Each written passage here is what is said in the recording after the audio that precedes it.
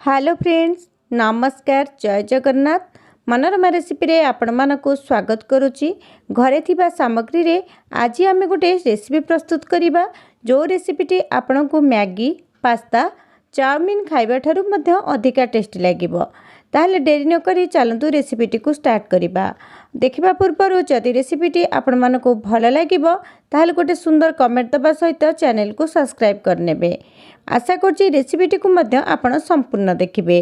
गोटे कड़ाई रे मुठी 2 गिना पानी नेली। आवश्यक अनुसार लूण दे दबा। आ 2 गिना पानी पे मुठी गोटे गिना सूजी नेछि। सूजी को नै आमे ताको भल भाबे बे मिसै नबा।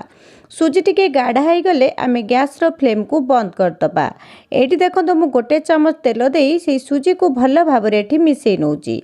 आपण आको मिसै नेला पर एमती टिके पतला थिबो आपण गैस रो फ्लेम को बंद कर नेबे। बेसी जंतुनटी को सुखिला करिवेनी। बस एमिति ही थिबो आपण गैस रो फ्लेम को बंद कर नेबे। आ ताको गोटे प्लेट को ठंडा हबा पई आमे एबे छाड़ी नबा। आजिर रेसिपीटी को आपण माने संपूर्ण देखंतु। संपूर्ण देखिला परे आपण माने घरे गोटे थर निश्चय ट्राई करंतु। आ केमिति लागिला कमेंट करबा पई जमार भी भूलिबेनी। एबे देखंतु मु थाली को काढी नेइतिली। हल्का ठंडा हो गलानी। टिके नख उषुम थेला समय रे आपण को भल भाबे चिकन करी चकटी नेबे। एबे देखंतु मु ताको भल भाबरे टी चिकन करी चकटी नेइची। चकड़ी नेला परे आपण हाथटी को भल भाबे धोई नेबे। आ हाथ रे अल्प टिके तेल लगेबे।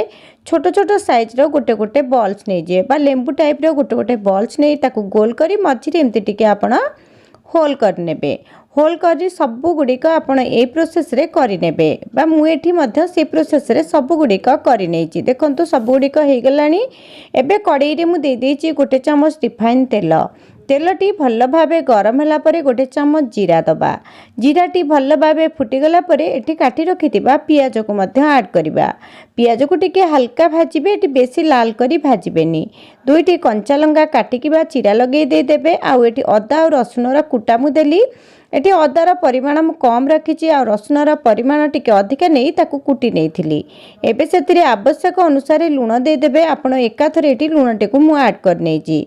एठी देखंतु दुईटी टमाटर मु गोटे पेस्ट बनै नेइथिली। ताकू मध्य एई मसला सहित देई ताकू आमे भाजी नबा।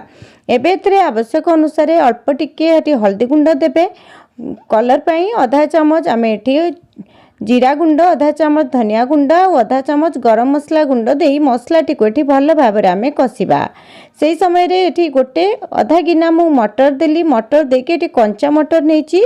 मटर देकी मसला सहित मटरटी को भल भाबे आमे एठी भाजी नबा। घोड़न देई एठी किछ समय भाजबा हबा पे आमे छाड़ी दबा। किछ समय परे आमे घोड़नी काढी मसलाटी को आउ गोटे थरटी भल भाबरे आपण मिसै नेबे। मिसै नेला परे आमे बे सेतिरे ऐड करनबा गोटे पैकेट मैगी मसला, पास्ता मसला जहाँ आपण मान पाखे थिबो आपण एटी ऐड करनेबे। तापरे गोटे छोट चामच रे मोटी किछि गोलमरिच गुंड देली। रागटी आपणक पसंद अनुसार आपण एठी ऐड करिवे। गोलमरिच गुंड देई ताको भल भाबे मिसई एठी आमे पानी ऐड करिबा। एठी मु हाराहारी 1.5 ग्लास पानी ऐड करछि। पानी ऐड करी एठी पानी टिको आमे फुटिबा पई छाडी दबा बा ग्रेवी टिको फुटिबा पई छाडी दबा। ग्रेवी टी हमर एठी फुटिबा आरंभ होई गलानी। ग्रेवी टी फुटिला परे आमे जो सुजीर बॉल्स गुडिका बनैतिले ताको आमे एबे एथरे दे दबा। सब गुडिका आपण आको दे देबे। आ मीडियम फ्लेम रे आपण आको फुटिबा पई छाडी देबे। मीडियम फ्लेम रे आमे आको 10 रु 15 मिनिट पर्यंत आपण फुटेबे। बेसी समय आको गोळेबेनी। गोळेले आपणकर एई सुजीर बॉल्स गुडिका भांगी जाय पारे। आपण गोटे थर ए प्रोसेस रे ट्राई करंतु। देखिबे मैगी, पास्ता, चाउमिन आपण खाइबा मध्य भूली जिबे। कारण सतरे बहुत टेस्ट लागुतिला। आपण गोटे थर घरे ट्राई करी निश्चय देखंतु।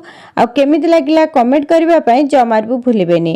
देखंतु मझी रे मु काडी ताको आ टिके एमती समय मिसै नेबी। बेसी आपण आको गोळा गोळी करबेनी। हल्का आंचरे बा मीडियम आंचरे 10 मिनिट रु 15 मिनिट भितरे आपण फुटिबा पई छाडी देबे। लास्ट रे किछि आमे एठी ऐड करनबा धनिया पत्र। देला परे गैस रो फ्लेम को आपण एठी बंद कर नेबे। आ गरमा गरम सर्व कर नेबे। देखिबे पिला माने तो पिला माने बड़ माने मध्य ए रेसिपी को मैगी मैगी खाइबे। कारण सतरे बहुत टेस्ट लागुतिला। आपण गोटे थर घरे निश्चय ट्राई करंतु। आशा करछि रेसिपीटी आपण मानको भल लागिथिबो। रहुछि नमस्कार। जय जगन्नाथ।